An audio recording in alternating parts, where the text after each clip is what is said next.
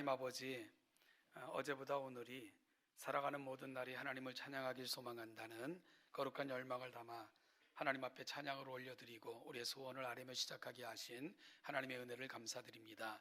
이 찬양이 우리 삶의 다짐, 우리가 또 한 주 동안 붙들고 보여줄 우리의 모습이 되게 하옵소서. 무엇보다도 말씀을 푯대 삼아 이 일을 이루어가게 하시고, 그럴 때 세상이 우리를 통해 하나님 나라 그 거룩함과 아름다움에 거하고 보는 일에 아름답게 사용되어지는 우리 모두가 되게 하옵소서. 예수님의 이름으로 감사하며 기도하옵나이다. 아멘. 오늘 본문의 배경은 두어 사람이 예수님께 와서 보고한 사건입니다. 빌라도가 어떤 갈릴리 사람들의 피를 그들의 제물에 섞은 일이었습니다. 매우 충격적인 보고가 예수님께 전달된 것입니다. 아마도 이 사건은 예루살렘에 순례 왔던 어떤 갈릴리 사람들이 성전에서 제물을 드리다가 빌라도의 명을 받은 로마인들에 의해 살해된 사건이었을 것으로 보입니다. 당시 유대에 대한 그 로마의 통치를 반대하던 그 민족주의적 성향이 강한 열심당원들은 유대 독립을 위해 특별히 유월절과 같은 그런 유대인의 절기를 이용하여 많은 사람들을 선동했고요, 또한 반란을 모의했기 때문에 당시 유대인들의 유월절은 로마 군인들의 입장에서는 초긴장 상태가 될 수밖에 없었던 또한 그런 성격을 지니고 있었습니다. 그래서 유대 역사가였던 요세푸스의 기록에 의하면 어떤 유월절에는 3,000명의 유대인의 시체가 성전에 가득 찼고, 다른 어떤 유월절에는 2만 명의 유대인들이 비슷하게 학살되었다라고 쓰고도 있습니다. 특별히 요세푸스는 갈릴리 사람들은 특별히 반란을 일으키기 쉬운 기질을 가졌다라고 갈릴리 지역 사람들의 성향을 기록하고 있는 것을 보면요, 그 당시에 갈릴리 사람들이 총독과 로마에 대한 그 불만으로 반란을 일으켰거나 그럴 조짐이 보인다는 그런 소식을 들은 빌라도가 명하여 그들을 처형했고, 그들의 피를 그들이 드리는 제물에 섞은 이런 만행을 저지른 것이지요. 참으로 비극적인 사건이 아닐 수 없었고요, 여기서 빌라도가 얼마나 잔인한 인물이었는가 하는 것을 알 수 있게 해주는 부분이기도 합니다. 여러분, 그럼 그들이 이 일을 새삼스럽게 예수님께 알려드린 까닭은 무엇일까요? 무슨 의도로 두어 사람은 이 이야기를 예수님께 들려드린 걸까요? 오늘 본문에는 그 이유가 밝혀지고 있지는 않지만 이 본문 전후 문맥의 흐름을 쫓아가다 보면 아마도 그들은 갈릴리 사람들이 당한 재앙을 그들의 죄에 대한 하나님의 심판으로 생각하고 있었다는 생각이 듭니다. 곧 이 보고한 사람들은 희생된 자들이 뭔가 죄가 있기 때문에 하나님께서는 그 죄에 대한 심판을 그와 같이 행한 거 아닙니까? 라고 묻고자 예수님께 온 것으로 추측할 수 있다는 거죠. 그것은 이어지는 예수님의 대답을 통해 잘 드러나는데요, 이 갈릴리 사람들이 이런 변을 당했다고 해서 다른 모든 갈릴리 사람들보다 더 큰 죄인이라고 생각하느냐라는 주님의 반문 속에서 이 문제를 가지고 왔던 그 사람들의 마음속에 숨겨졌던 생각이 뭔가 하는 것을 유추할 수 있게 만들고요, 예수님께서는 그와 같이 반문하신 후 분명하고 단호하게 말씀하셨습니다. 그렇지 않다, 노라고 대답하셨습니다. 그리고 예수님은 그들에게 너희도 만일 회개하지 아니하면 다 이와 같이 망하리라 라고 말씀하셨습니다. 그리고 이어 또 다른 사건인 실로암에서 망대가 무너져 18사람이 죽은 사건을 거론하셨습니다. 그리고 그 사건을 예로 드신 후 이어 역시 같은 결론으로 너희도 만일 회개하지 아니하면 다 이와 같이 망하리라고 회개를 요청하셨습니다. 여러분, 이 모든 것을 종합해 보면 당시 유대인들의 생각이 뭘까요? 죄와 그리고 그 죄에 따른 하나님의 심판, 이런 그 심판이 보응으로 나타난다. 갈릴리 사람들이나 망대에 치여 죽은 사람들은 뭔가 죄를 지었기에 그 죄에 대한 하나님의 심판이 그와 같은 죽음의 보응으로 나타난 거다, 이런 생각을 하고 있었던 것을 알 수 있고요. 예수님은 그렇지 않다라고 분명하게 말씀해주고 계신 것이지요. 자, 여기서 잠시 예수님께서 거론하신 실로암 망대가 무너진 사건을 살펴보면, 실로암은요, 기온에서 예루살렘까지 공급되는 물을 저장하는 저수지의 이름이 실로암 못이었습니다. 실로암 망대는 예루살렘 성의 동남편 성 담에 세워져 있었는데, 기온에서 예루살렘으로 공급되는 물을 저장하는 저수지를 지키기 위해 빌라도가 세운 탑입니다. 그래서 이 위에서 파수꾼이 늘 저수지의 물을 이렇게 지키기 위해 그렇게 실로암 못을 지켜보는 그런 역할을 하기 위해 세운 탑인 거죠. 그런데 빌라도가 이 탑을 어떻게 세웠냐? 성전 자금을 유용해서 이 탑을 세워요. 그래서 원성이 높았고요. 그런데 그 탑이 무너진 것입니다. 그럴 때 무너지는 벽돌에 깔려 18명이 죽은 것이지요. 여러분, 이것을 보면서 유대인들은 어떻게 생각했다고요? 저것은 하나님의 죄에 대한 보응이야, 하나님의 심판이야 라고 생각했다는 거죠. 세상에는 참 많은 다양한 사고들이 있어요, 그죠? 몇 년 전 모든 국민들을 우울증에 빠뜨렸던, 여전히 해결되지 않은 아픔으로 남아있는 세월의 사건, 세월호 사건뿐만이 아니라요, 또한 작년에는 참 어처구니 없는 그 이태원 참사 발생했고요. 역시 해결의 실마리를 찾지 못하는 그런 사건이기도 합니다. 또한 우리가 살아가는 세상은 참 온갖 문제들로 도배되어 있는 듯한 그런 느낌이 들어요. 러시아의 야욕으로 시작된 우크라이나 전쟁, 언제 끝날지 모르는 긴 터널을 지나고 있죠. 미얀마와 같은, 오늘 잠깐 뉴스를 보니까 그 내란, 그걸 자기 국민들을 상대로 국민들에게 이제 총을 지어주기로 했다, 이렇게 결정하면서 서로 치고받고 싸우더라도 자기들의 정권만 유지하면 된다는 이런 말도 안 되는 짓거리를 하고 있고요. 그리고 자연재해로 인해 세상은 온통 난리입니다. 홍수, 지진, 산불, 지구온난화로 인한 심각한 자연재해들. 오늘 우리도 모금을 시작하고자 하는 튀르키예, 시리아에서 발생한 지진, 어느덧 4만 명이 사상자가 훌쩍 넘어서는, 그리고 얼마나 더 많은 사람들이 희생되고, 그리고 여진으로 인해 얼마나 더 많은 환란이 생길지 모를 위험한 시기를 지나고 있죠. 여러분, 이러한 사건 사고들, 끊임없는 이 재난, 이거 바라보면 여러분들 어떤 생각이 드세요? 저 나라 사람들은 죄가 많아서, 거기에 있는 사람들은 뭔가 의롭지 않기에, 저 나라 사람들은 우상을 섬기기에 저런 일을 당하는 거야.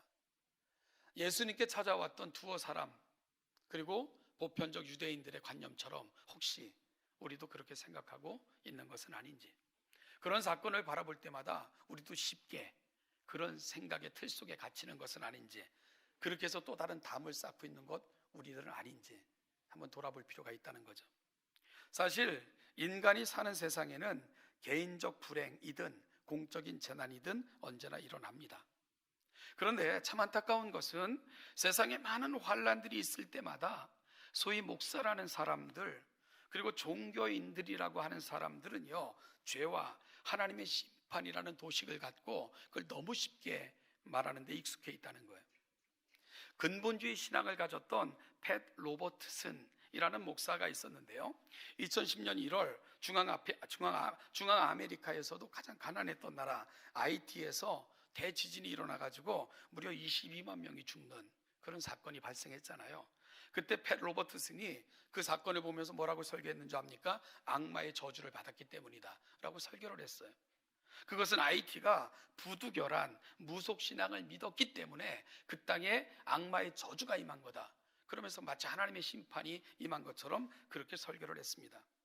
2004년 인도네시아 수마트라 인근 해역에서 정말 진도 9.0의 대지진이 발생했고 무려 100km에 이르는 그 인근 지역 전체가 이 지진의 피해를 당하는 엄청난 사건이 일어나지 않습니까? 가장 먼저 인도네시아를 강습했고 30분 후에는 아다남섬, 1시간 30분 후에는 태국, 2시간 후에는 스리랑카와 인도, 7시간 후에는 몰디브와 아프리카 동부 지역까지 차례로 휩쓰는 정말로 엄청난 지진이 일어났죠. 지금까지 관측된 바로 가장 광범위한 지역에 영향을 미쳤던 그런 지진이었고요. 이로 인하여 약 30만 명 이상이 숨지는 그런 사건이 발생을 했습니다. 그때 세계 최대 크기의 감리교회를 일구었다라고 주장하는 교회의 담임 목사였던 이가 이런 설교를 했어요. 인도네시아의 쓰나미는 하나님을 안 믿은 결과다, 이렇게 설교를 했어요. 또한 미국 뉴올리언스에 몰아닥친 카트리나 해리케인 이 대참사가 일어났는데, 이 대참사가 일어난 직후 이 목사는 또 어떤 설교를 했냐면 동성연애, 호모섹스에 대한 하나님의 심판이다, 이렇게 설교를 했습니다. 이뿐만이 아니에요. 이런 사건들이 벌어지면 수없이 많은 강단에서 이와 비슷한 발언들이 늘 쏟아졌고요. 그리고 이를 들은 성도들은 그 프레임에 갇히게 됐고, 그리고 같은 견해를 가지고 쉽게 이야기하는 것이 어찌 보면 기독교인들이 보여줬던 참 안타까운 모습이기도 했습니다. 이로 인해서 사회에 큰 공분을 샀고 기독교에 대한 공공연한 악의적 발언들이 쏟아지게 만든 그런 발단이 되기도 했습니다. 여러분, 그러면 도대체 왜 이런 발언들이 끊임없이 특별히 기독교에서 많이 나오고 있는 걸까? 그리고 이러한 수많은 재난들을 바라보는 우리의 입장은 어떠해야 할까? 저는 세상에서 가장 악하고 바보 같은 사람은 다른 사람에게 발생한 불행한 일을 통해 나의 안전감 그리고 암암리에 자신의 의의를 주장하는 사람이라고 생각을 합니다. 그렇게 하면 안 되는 건데요. 이태원 참사가 일어났을 때 어떤 이의 기도가 저를 깜짝 놀라게 했습니다. 하나님, 우리 아이는 그런 죄악된 곳에 가지 않아 이 참사를 당하지 않은 것을 감사합니다 라고 기도하고 있었습니다. 이 기도 속에는 두 가지가 내포되고 있었죠. 그곳에 있었던 사람들은 다 죄인이고 상대적으로 가서 죽지 않은 우리 아이는 의롭고 그들보다 훨씬 낫고 이런 것이 전제되어 이런 기도를 올리고 있었다는 거죠. 특히 이런 식의 고백과 기도는요, 재난지역이 타 종교 국가이거나 기독교를 박해하는 국가이면 더더욱 노골적으로 표현되곤 했습니다. 그리고 기독교 신앙을 가졌다고 하는 이들이 이런 발언을 무자비하게 쏟아내는 것 또한 특징이기도 했고요. 이들은 편견과 독선의 담을 세상을 향해 끊임없이 쌓는 그런 일들을 하고 있었던 것입니다. 그러면 오늘 우리는 어떤 인식의 터 위에 서서 오늘 세상에 되어지는 이 현상들을 바라봐야 될까? 이 재난과 고난을 당하 있는 이 현상들을 어떻게 해석해야 될까? 우리는 오늘 예수님의 말씀을 정확하게 기억해야 됩니다. 예수님께서 이렇게 말씀하셨습니다. 이같이 해 받은 사람들이 다른 사람보다 더 죄가 있는 줄 아느냐? 반문하셨어요. 그리고 예수님의 대답이 뭐라고요? 결코 아니다 라고 말씀을 하셨습니다. 예수님의 대답 속에는 두 가지가 함께 들어있음을 볼 수 있는데요. 먼저 예수님은 더 있는 줄 아느냐고 하시면서 비교급을 사용하셨습니다. 이 말은 살면서 조금 더 중한 죄를 지을 수도 있고 조금은 경한 죄를 짓고 살기도 하지만 여러분 모두가 죄인이다 하는 것이 예수님이 세상 모든 사람들을 바라보시는 모습이었던 것을 압니다. 그래서 예수님이 오신 거잖아요. 그래서 예수님이 친히 이 땅에 오신 거 아닙니까? 이 죄의 문제는 우리가 해결할 수 없기에. 그래서 그분이 직접 해결하시고자 이 땅에 오신 거죠. 또한 이같이 해 받음으로 라는 말씀을 통해 고난과 죄를 동일시 여기는 태도가 잘못됐다는 것을 예수님께서는 분명하게 말씀하셨습니다. 무슨 얘기입니까? 갈릴리 사람들이 제단에 제물을 드리다가 죽어 그 피가 제물에 섞인 것, 자, 이걸 통해 가지고 그 사건으로 말미암아 거기서 죽임을 당한 사람들은 다른 갈릴리 지역 사람들보다 훨씬 더 죄가 많아서 그렇게 된 거야 라고 말하면 안 된다 라고 예수님은 말씀하신 것입니다. 여러분, 따라서 우리가 남의 불행이나 재난으로 인한 고통 등을 볼 때 우리는 그것이 그들의 죄로 인함이야, 그들이 의롭지 못하게 행했기 때문이야, 그들이 타종교를 믿기 때문이야 라는 섣부른 판단과 전제를 결코 해서는 안 된다라고 말씀하고 계신 거예요. 또한 우리는 안전하니까, 우리는 그들보다 의롭다거나, 우리 아이들은 그런 일에 연루가 안 됐으니까 상대적으로 우리 아이들이 낫다거나, 이런 걸 통해서 하는 감사는 굉장히 미숙함을 스스로 드러내는 것뿐입니다. 그리고 지나치게 신앙적인 태도로 무장하여 나타난 결과를 판단해서도 안 됩니다. 이전 교회를 섬길 때 은퇴하신 권사님 가정에 그 며느님이 차를 몰고 가다가 교통사고를 당해서요, 며느님과 그 손자죠, 그 며느님의 아들이 동시에 병원에 입원하는 그런 일이 발생을 했어요.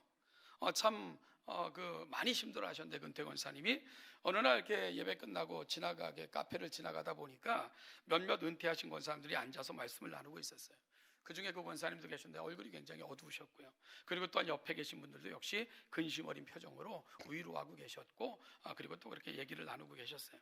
그런데요, 제가 지나가다가 언뜻 들은 말이 그 말이었어요. 권사님, 지도 안 해서 그래. 요즘 권사님 며느리도 신앙생활 제대로 안 하더구만. 그러니까 하나님의 경고야.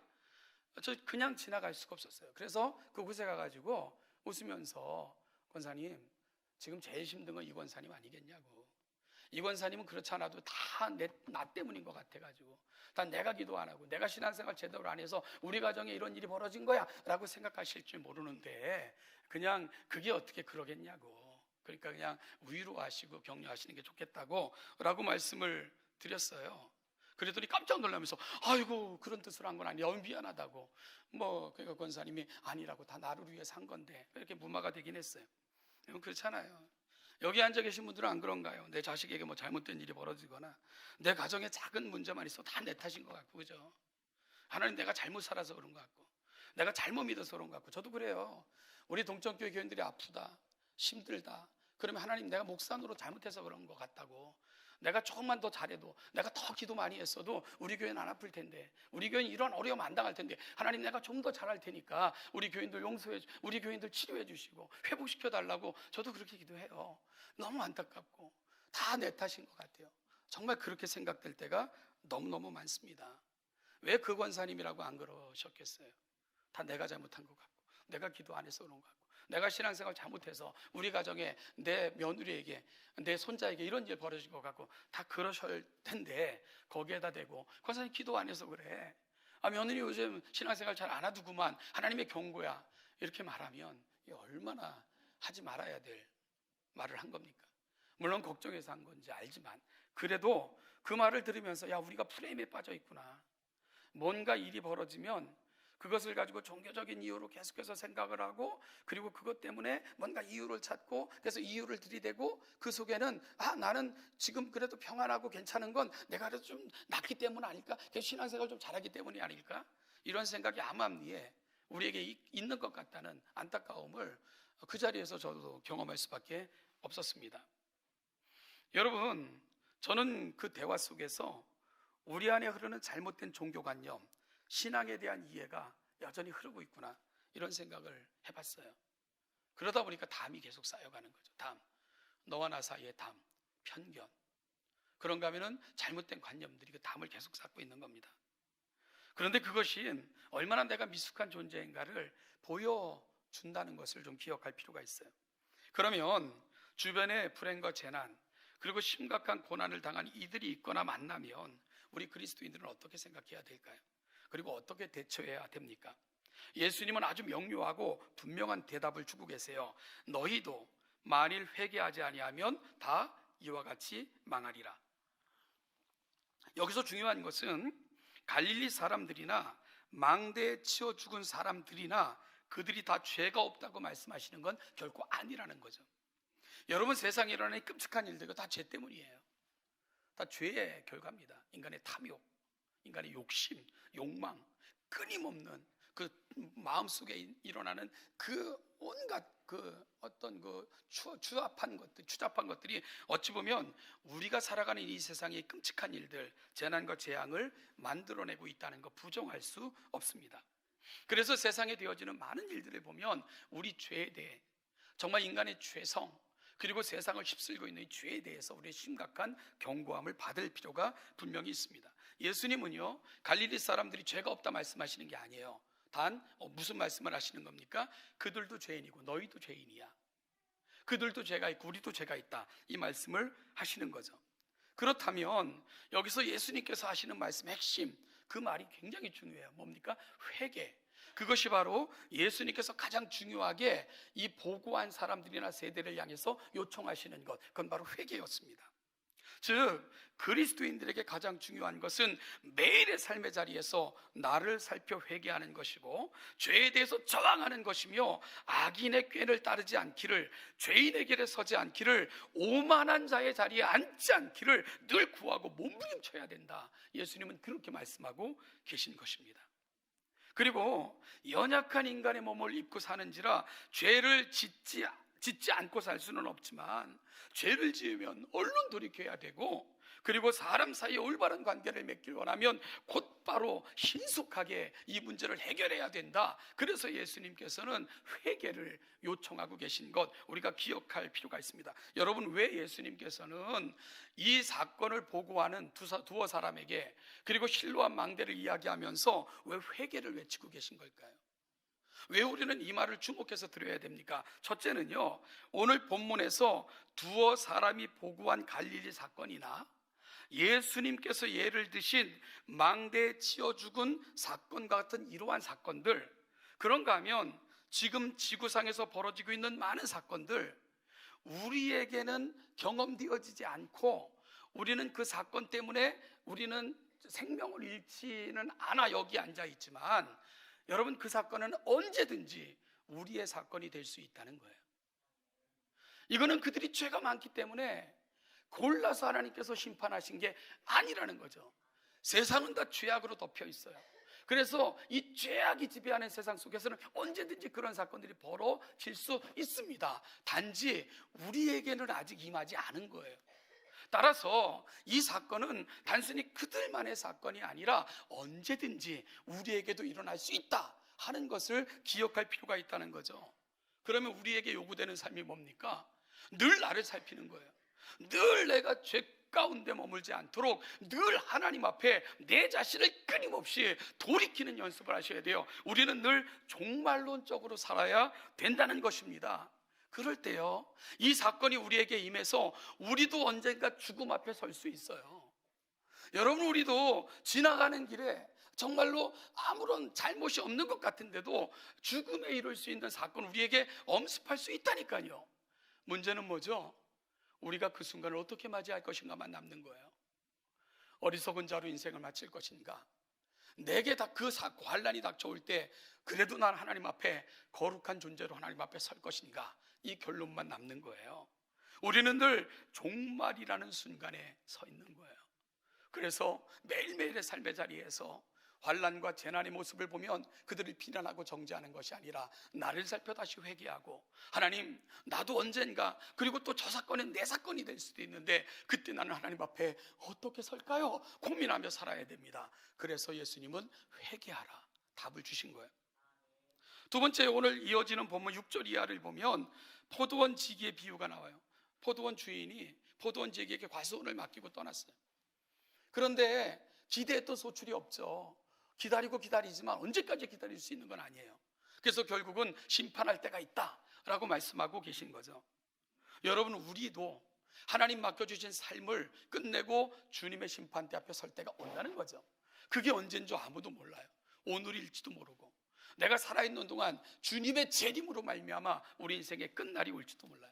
개인적인 종말이든 아니면 우주적인 종말이든 우리는 늘 종말, 그 마지막 인생의 순간 앞에 다 선다는 거죠. 메멘토 모리, 죽음을 기억해야 돼요. 우리에게 반드시 죽음이 있다는 걸 기억하며 살아야 됩니다. 우리는 인생의 끝을 늘 염두에 두고 살아야 되는 거예요. 그래서 예수님께서는 이런 인생을 살아가는 우리에게 가장 중요한 가치로 뭘 제공하고 있는 거예요? 제시하는 겁니까? 회개. 오늘 내가 주님 앞에서도 떳떳하게 주님 앞에 설 수 있는 그런 인생이 되라. 그것이 바로 오늘 주님께서 이 사건을 보고하는 사람들에게, 그 시대에게, 그리고 오늘을 살아가는 저와 여러분들에게 주시는 메시지입니다. 사랑하는 여러분, 결국 오늘 본문을 통해 우리가 함께 나아가야 되는 우리의 자리가 어디여야 됩니까? 제가 상담학을 공부할 때 첫 강의를 맡으셨던 박사님께서 오셔서 첫 마디가 그거였어요. 아무것도 아닌 제가 별 볼 일 없는 여러분과 함께 이 한 학기를 시작하게 돼서 매우 기쁩니다. 그게 첫 마디였어요. 아무것도 아닌 내가 별 볼 일 없는 여러분과 함께 이 한 학기를 시작하게 돼서 너무 감사합니다. 그러면서 첫 강의를 시작을 했어요. 그분의 인간이겠구나 생각이 됐어요. 여러분, 사람이 잘나면 얼마나 잘났고 못나면 얼마나 못났습니까? 우리는 다 별것 없고요, 아무것도 아닌 나고 별 볼 일 없는 여러분들이에요. 이 상담이라는 게요, 내가 내담자는 문제를 안고 온 거잖아요. 그 상담자는 내담자보다 조금 상담의 스킬을 더 연구하고 배운 사람들일 뿐이에요. 그 내담자가 문제를 갖고 왔다고 해서 상담자가 그보다 인격적으로 엄청 훌륭하다거나 사회적으로 엄청 절대로 그런 거 아닙니다. 단지 그걸 좀 더 공부했고, 그래서 그 사람이 갖고 있는 문제를 조금 더 다룰 수 있는 자격을 갖췄다. 이게 상담자죠. 다 문제가 있는 거예요. 그런데 상담자가 우쭐거리거나 자신이 좀 더 잘난 것 같다거나 아니면 무시한다거나 이러면 상담은 안 되는 겁니다. 그러면 오히려 내담자는 상담자 때문에 더 큰 상처를 받고요, 더 마음에 큰 자괴감만 안고 떠날 수밖에 없어요. 상담자에게 가장 필요한 건 나는 아무것도 아닙니다. 그리고 여러분도 단지 지금은 나는 이 문제에서 조금 벗어나 있는 거고 당신은 이 문제 속에 있는 것 뿐이기 때문에 우리 함께 이 문제를 해결해 봅시다. 이게 바로 상담자가 가야 되는 자리인 거죠. 그래서 그분이 끝 강의에서 그래서 사람이 사람의 문제를 해결할 수 없습니다. 그래서 저도 결국 무릎 꿇습니다. 하나님 도와주세요. 이게 인간일 수밖에 없어요. 그것이 그분이 하셨던 강의의 마지막 결론이었습니다. 여러분, 아프고 힘든 사람 찾아오면요, 섣부른 설교하려고 하지 마세요. 섣부르게 권면한답시고 이런저런 말하지 마세요. 그냥 어깨 감싸 안아주시고 배고프냐 밥 먹자. 그게 훨씬 더 위로가 돼요. 공감이 되고, 내 아픔을 같이 공감하는구나, 내 아픔을 같이 느끼고 싶어 하는구나, 내 사정을 헤아리고 싶어 하는구나. 그것만 가지고도 훨씬 더 많은 위로를 경험할 수 있다는 것을 우리는 분명히 기억해야 됩니다. 그래서 어떤 사건, 사고, 재난을 당한 사람들을 바라볼 때에 우리는 섣불리 판단하거나 그걸 통해서 정죄하면 안 됩니다. 지금은 그 사람이 그 어려움을 당하지만 언젠가 나도 어려움이 될 수 있다고. 그래서 토마스 아킨피스라는 사람은요, 그리스도를 본받아라는 책에서 다른 사람의 불행을 함부로 이야기하지 말라. 왜냐하면 언젠간 그 불행은 너의 불행이 될 수도 있기 때문이다. 그러면서 공감하고 함께 아파하고 오늘 당한 고난을 가슴으로 끌어안고 위로하는 것, 그것이 바로 하나님의 사람들이 가는 자리야 라고 이야기하는 것이 바로 그런 연유입니다. 여러분, 우리도 언제든지 이런 일을 당할 수 있다는 것을 깨닫고 나의 삶을 돌아보는 기회로 삼을 줄 알아야 됩니다. 나도 언젠가, 나도 정말로 예기치 않은 죽음을 당할 때 그때 하나님 앞에 나는 어떻게 설 것인가, 그거 생각하셔야 돼요. 그리고 또한 지금은 나는 그 문제 앞에서 벗어나 있기에 그것이 나의 의의를 드러내는 그런 도구가 아니라 아픔을 당한 사람을 찾아가서 위로하고 격려하고 가슴으로 끌어안고 함께 아파하는 것, 그것이 바로 고난과 재난을 당한 사람들을 바라보는 그리스도인의 마음이고 위로이어야 되고 우리의 자세이어야 됩니다. 무엇보다도 지금이라도 주님 부르시면 떳떳하게 설 수 있도록 늘 회개하며 하나님 앞에서 떳떳하게 살기를 소망하는 것, 그것이 바로 저와 여러분들의 결심이어야 됩니다. 언젠가 새벽 기도를 마치고 돌아가시는 분들을 위에 운행하는 차가 뒤집혀서 새벽 기도를 끝내고 집으로 돌아가셨던 분들이 죽는 이런 사고가 발생했어요. 그때 청년들이 저에게 많은 질문을 했어요. 왜 이런 일이 벌어집니까? 아니, 기도하러 왔다 가는 자리인데 하나님은 왜 그런 일을 그들에게 그렇게 벌어지게 하시는 거예요? 그러면서 그런 부분들에 대해서 많은 질문을 제가 받았어요. 그때 제가 이 사건을 가지고 설교를 한 적이 있어요. 저는 그 설교를 저는 새벽 기도 갔다 오다 죽고 싶어요. 저는 강단에서 하나님의 말씀을 전하다가 죽고 싶어요. 정말 하나님, 내가 마지막 순간 인생의 숨이 남아있을 때 그래도 내 입에서 나오는 말이 주님 사랑합니다, 주님 감사해여야지 또다시 원망하고 불평하며 그렇게 내 인생의 마지막 숨을 거둔다면 이것만큼 아픈 것 없잖아요. 그러면서 저는 새벽 기도 갔다 오다 죽고 싶어요.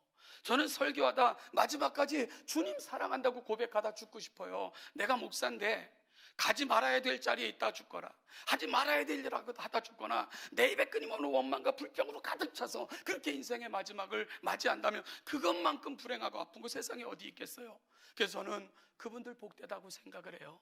그분들은 주님 가장 가까이 있다가 주님 만나실 것으로 저는 믿기 때문입니다. 그런 설교를 한 적이 있어요. 사랑하는 여러분, 회개하지 아니하면 다 이와같이 망하리라. 여러분, 결국 다른 사람들의 불행을 보며 그것은 그들의 문제가 아니라 나도 그 앞에 언제든지 설 수 있다 생각하셔야 됩니다. 그러면 오늘 우리에게 하나님은 뭘 요청하실까요? 다가가 가슴으로 품고 위로해주고 사랑해주고 격려해주고, 그리고 또 나도 하나님 앞에 설 때 어떻게 설 것인가를 다시 한번 결단하고 다짐하는 기회. 그래서 예수님은 저와 여러분들에게 회개를 요청하신 것입니다. 우리는 늘 종말을 살고 있습니다. 언제든지 하나님 앞에 하나님 받으실 만한 의로운 죽음을 하나님 앞에서 맞이할 수 있도록 오늘을 살아내시는 저와 여러분들이 되시기를 주님의 이름으로 축복합니다. 기도하겠습니다.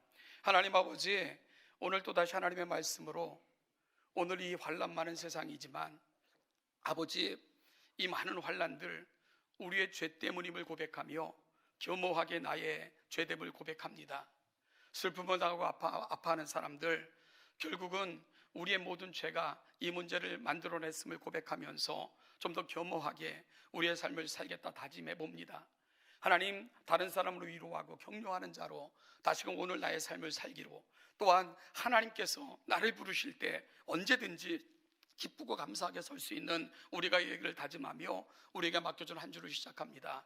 흐트러지지 아니하고 온전히 하나님과 동행하며 하나님의 뜻을 이루는 복된 한 주가 되게 하여 주옵소서. 우리의 남은 생애가 되게 하여 주옵소서. 예수님의 이름으로 감사하며 기도하옵나이다.